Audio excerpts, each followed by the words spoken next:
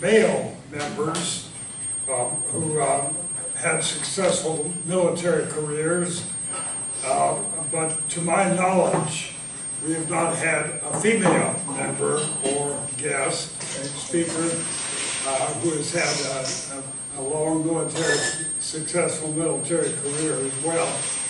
And I'm happy to see Stacy Yike come today to speak to us. She is a retired colonel from the Air Force.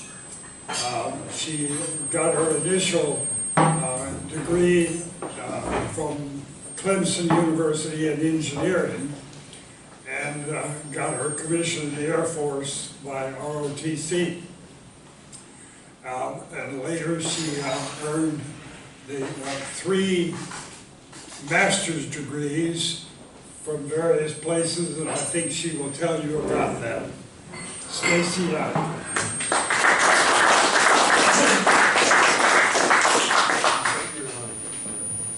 Well, good afternoon, everyone, and thank you, Larry, for having me come speak today. Can you hear me okay on this system? Okay.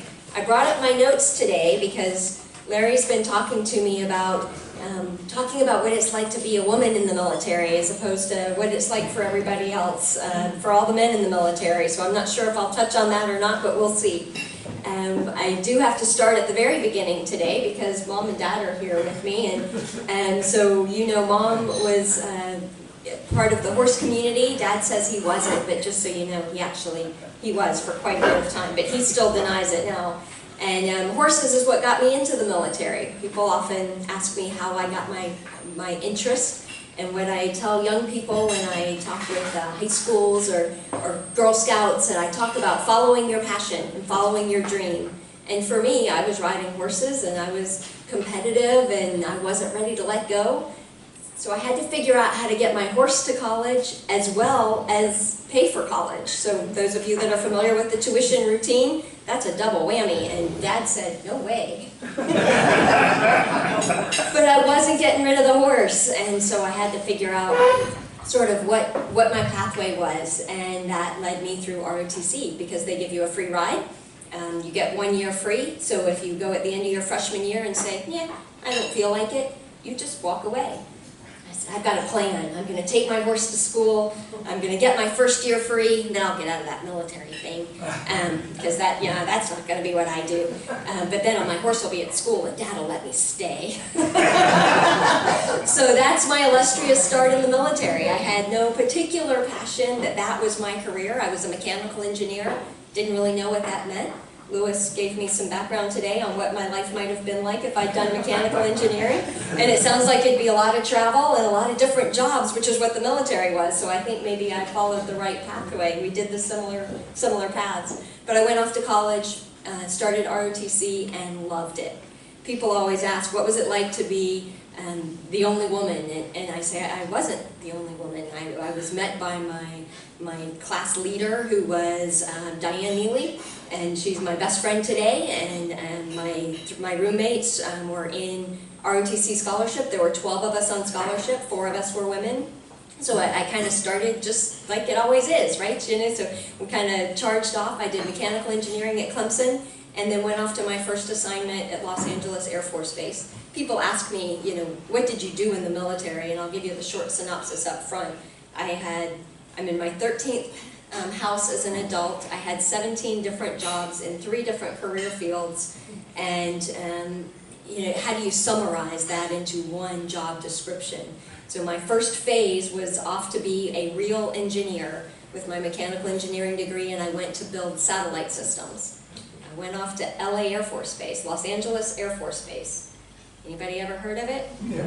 Well, there's a couple. I had not. So when I got my orders, Mom called me because I wasn't at home, read them to me over the phone. She goes, do they have an Air Force Base in Los Angeles? I don't know. I guess we'll find out. But the Air Force builds airplanes in Ohio at Wright-Patterson. They build weapons in Florida, if anybody's been down to Eglin. They build electronic systems up in Massachusetts at Hanscom, and they build their satellites out in LA. That's where the aerospace industry is. So that's what I got to start out as. I was a program manager of a satellite system, And when I walked on base that first time, and I reflect now, what's it like to be a woman in the military, the number 2 commander on the base was a female. So Brigadier General Click was the general officer on base. Colonel Sue Swift was my boss. Major Kim Hurd was running the top software program in our division. Captain Angela Smith and Lieutenant Mickey Crane were with me and working on the program that I was on. So I was surrounded by the most intelligent, bright women immediately, and never really gave it much thought from that point forward. My life in the military was just like my life in any industry that I could be in, was doing great things with great people and making things happen. So I got to spend 5 years in California working largely on satellite systems. Went to a couple different program offices there, had the opportunity to travel overseas, went to Australia and the UK to work with those allies, our very closest allies, on how we could better share satellite data that then was so special. Now you can get it on your cell phone. But I did all those maps, those GPS maps. Where am I now? Yeah, that was really exciting in 1990, but these days it's not all that interesting anymore. I guess we were groundbreakers there. But the work that I did with our allies led me to my next job, which was in DC. So I went to what's called the National Reconnaissance Office, continuing to work on satellite programs with another allied program that was pretty exciting. And then I got to build a new generation. So the military is always launching sort of the next best thing. And I got to bring in one of those while I was in DC. But I really got the goose for the international stuff. That was kind of fun for me. I enjoyed that a good bit. And so I got the opportunity. I started looking for, what do I want to do? Should I get out of the Air Force? Should I do this other stuff? And I applied for an Olmsted Fellowship, which is the opportunity to go for 2 years and study overseas. General Olmsted believed that you had to educate broadly, that when we send our troops to be in Germany and they live on base and they get peanut butter at the BX and they go to the movies that are shipped overseas and they go off to drink beer, that you're not really learning what the culture is like. You're just insulated on the base and you don't really experience the culture. And that as Americans and as military members, we needed to understand other cultures so that we could make peace instead of war, so that we would be able to better engage in diplomacy and dialogue with all allies and not sort of be at odds. And so he set up a program that sends 9 officers every year overseas to study in a foreign culture. And that's what you have to do. You don't get to be a part of the embassy, you're not on a base, you have to find the apartment in a foreign language by yourself and go to the grocery store and learn how to live and wash clothes without the right appliances, just all that stuff. And I got to do that for 2 years in Portugal, which was pretty exciting stuff for me. And when I came home, it opened up new opportunities. So I had the Portuguese experience, and I was able to serve on the staff with the chairman of the Joint Chiefs. So Joint Staff is a command made up of all the services, and their job is to advise the President on military activities. They also advise the Secretary of State on activities. So what is the military capacity? What can we do? If you would like to do X, what would that require? How many troops, how many planes, how many ships, what would we do? How much would it cost? And so that's the role of that. So each person within the Joint Staff has a role where they have to become an expert so that they can advise on that or that piece of the puzzle. So we all provide a big map that then goes up to the President or to the Secretary of State. And my job was, I had multiple jobs there as well, but Western Europe was where I started with the Portuguese, as well as Italy, Spain, and we helped build the coalition for Operation Enduring Freedom. So OEF and OIF, we helped build that coalition with our NATO allies, which is kind of fun. Then after I left the Joint Staff, I got to go do Squadron Command, and that's a kind of a big deal in the military to get to be a commander. So I got to do a whole different job. So now I've done project management in satellites as an engineer, and I've done international affairs, attaché work with chairman and being in Portugal, and now I'm going to go be a boss of young airmen who have just left boot camp and are now getting their first training. So when you leave boot camp, really, 6 weeks, but all you learn to do is march and make your bed and salute and wear your uniform, you don't actually learn a career. So then you go to a schoolhouse to learn a career, and that's where I was. So I had, in the course of 2 years, 2,000 18-year-olds under my command. I had 200 every day of those years. 200 were with me. They came in on 20 every week. I got 20 new ones, and every week we graduated off how many we managed to get out the door. So somewhere between 10 and 16 managed to get out the door on the other end. So it was a very chaotic environment with a lot of stories that just could make your head spin, right? You put 2,000 18-year-olds in one little bit of time, and you get all kinds of interesting stuff. And I went to, this was in Keesler Air Force Base in Mississippi, so it was right after Hurricane Katrina, and that was where I got to kind of learn about post-hurricane planning. So I was not there for the hurricane itself, but when I arrived on staff a year later, 26 of my staff members were still not in their houses. And so we just had an amazing cleanup and recovery effort that was a big part of my time there. I worked with a lot of the local Rotary groups and other nonprofits that came down to help recover that area, and that was a really big part of that time that I spent there. I remember driving in, and you could see a semi truck, the van part itself, not the truck, but the container, up in the trees, up 50 feet off the freeway because it had washed up there in the surge. And you're like, wow, that's really, it was really stunning, some of the things. As you came off the freeway, there was a sign on a roof that said, "Help, we're still here," that they had written during the height of the storm, and they had put a message on the roof for the helicopters to come and find them. You know, just really brought home some of the struggles that had happened in that region.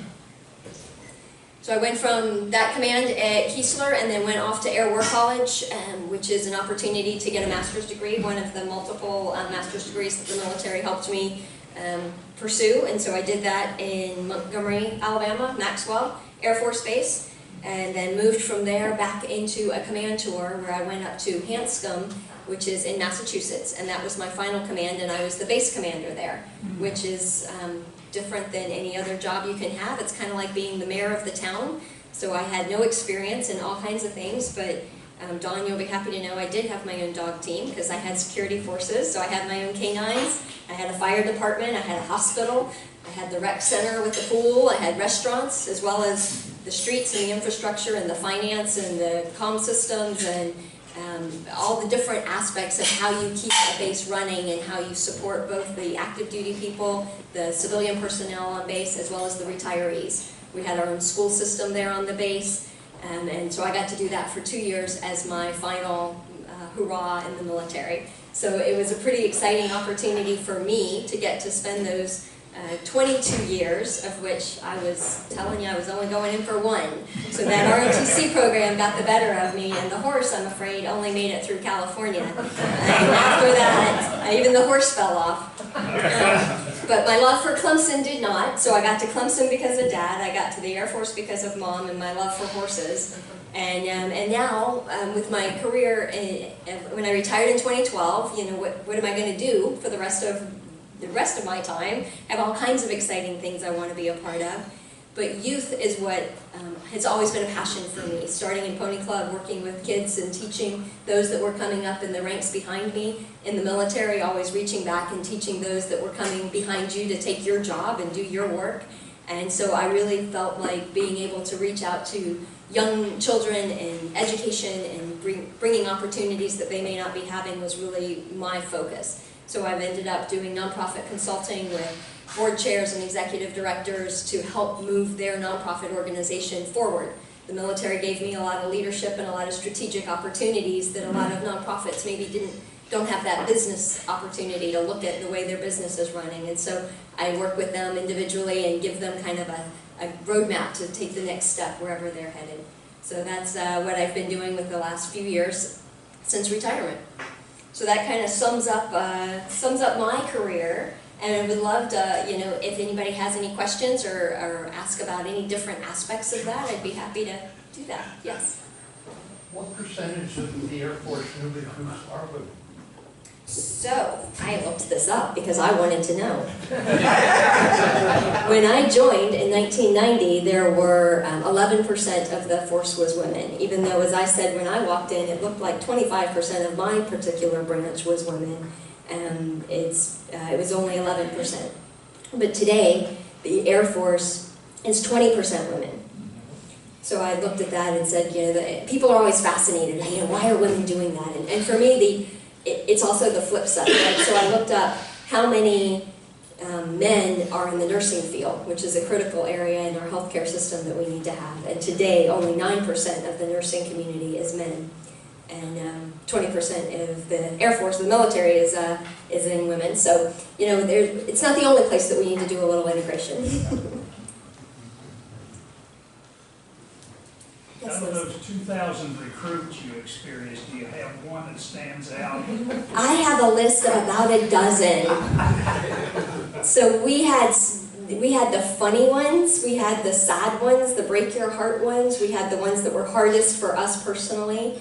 But having not had children myself, and the creativity that came to an 18-year-old was just off the charts. So we had the one young man who was trying to run away and get off base and sneak out, and so he threw his rucksack out the second-story window, and he was going to climb out the second-story window, but unfortunately for him, the first sergeant walked by and saw the bag, picks up the bag, looks around, nothing, looks up, and sees Spider-Man on the wall. Makes him climb back up through the window. Got a few push-ups, got a few pull-ups in on that one. Where were you going? Oh, I was going to the hospital because I feel sick. He usually makes the best party story. Yes, sir, in the back. For the women who had made the military career or were in positions when you entered the military, supportive of you, or were they perhaps threatened but because they were afraid that another woman coming in, if he messed up, it would make it bad for everybody? That's kind of a dumb question, but did you find active support among the women that you encountered while you entered the military? I did. I was very fortunate to find lots of great mentors, both in men and women, in most of my military locations. And there's a lot written about the fact that the women professional workforce is less supportive of women in that career field than in other places. And I will say that we didn't do anything special, right? We didn't have Women's Night on Thursdays where we did something that was just us. We didn't have something just for the women to help support each other. But I never found anyone trying to actively work against me or my role as a woman, or from a woman thinking that I wasn't doing it right. Yes? Did you ever fly a plane? So I didn't fly for the Air Force. As an ROTC cadet, had to make a decision. I actually was 5'3½", and the seat height is 5'4" at the time. So I had to fight pretty hard to just get my pilot slot in the Air Force. And so with that came a lot of decision of whether I really wanted to make that exception or not. And I finally decided, I got the opportunity to apply for the waiver because I had done pretty well in my field training, but I decided I didn't really want to fly for the Air Force, and that comes as a shock and stunner to all of my pilot friends, but it was probably a good decision for me. But I thought I couldn't quite go in the Air Force and not know anything about airplanes. So I went and got a private pilot's license while I was still at Clemson. I think I conned that into Dad because I paid for college, I'm not sure, but he did help me out to get that private pilot's license. And so I flew all the way through California as well. I flew for about 5-6 years. I have a couple hundred hours in a Cessna, and just little stuff. So it gave me just enough experience. I think I had one over here. Yes? Yeah, given the fact that Air Force, so many of the MOSs or jobs are pretty technical, is Air Force able to continue to be able to attract the quality enlisted personnel that they need? Has it become more difficult? Recruitment across all the services has been really difficult in the last few years, not because of enthusiasm, but because of the requirements. And largely it is health, not education. Education is second, but health is first. So people that are young children, 18 years old, that are so far overweight they can't make the run standards, they can't make the weight standards, they already have diabetes at 16 and 17 years old, and permanent health conditions. And of course the military, I mean, part of that is economics, right? The military covers your health for your whole life, so they don't want to start with things that are already problematic. But you also have to be able to endure rather difficult conditions on a rather regular basis, and so you need to be fit. And our youth today are we're not able to recruit in Army, Marines, Air Force, or Navy because of our health issues with our youth. We do have some issues with drug charges as well. The military has always had a pretty strict policy on engagements with the law. So if you have any kind of misdemeanors, drug offenses, shoplifting, left to drive speeding tickets, wrecked cars, these things will keep you out of the military. And our youth today have a very different engagement with law enforcement than perhaps my father allowed me to have. And so it's a big thing. The military is having to decide, is this something that we need to figure out or not? But those are the two primary recruiting aspects, not so much the education things. Yes, ma'am. One question, sexism in the military, we hear about women being abused, attacked, or whatever, and I guess we just hear that. Did you experience that? Do you feel like it's a problem, or do you feel like the military is doing something to kind of combat some of those issues? Right. No, yes, and yes, and yes. So I did not personally experience any sort of harassment while I was in the military. I had one admiral make a really inappropriate comment that I probably shouldn't get considered for my next promotion because it was time for me to go home and start having babies. That's the extent of my harassment, and that's pretty minor, right? So I was pretty fortunate. Yes, indeed, it happens, and I think it hits home even harder because we just expect so much better of our military members.